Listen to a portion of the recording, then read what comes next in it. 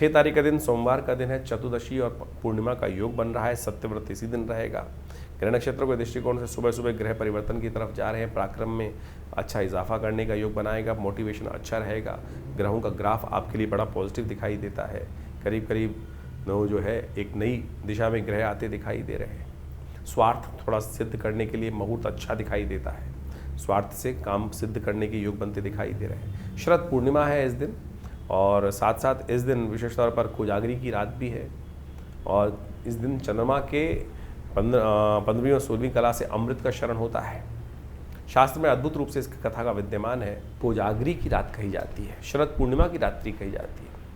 इस दिन ग्रह नक्षत्रों के दृष्टिकोण से, यदि भारत के दृष्टिकोण से देखा जाए तो कोजागरी जो है वो 6 तारीख को ही पड़नी है।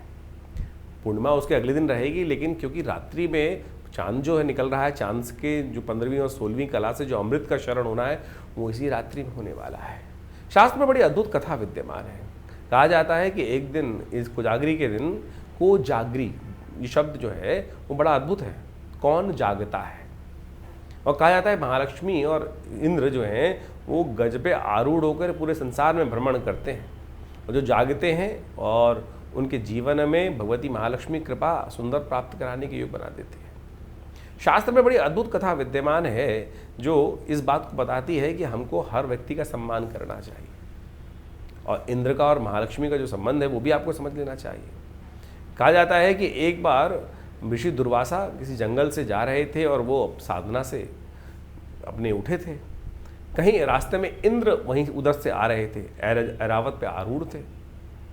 दुर्वासा ने सामने देखा कि इंद्र आ रहे हैं, तो उन्होंने इंद्र का सम्मान करते हुए जो वहीं वन के पुष्प थे उसकी बनी हुई माला इंद्र को अर्पित करी। इंद्र यानी देवताओं के राजा।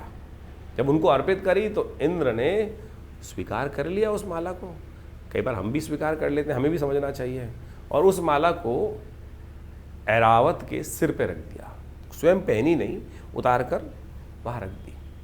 जब उतार के रख दी तो ऐरावत ने लगा उसको, वो भी जब इंद्र का वाहन था, जितना बड़ा राजा होता है उसका जो ड्राइवर होता है वो उससे भी बड़ा बन जाता है कई बार।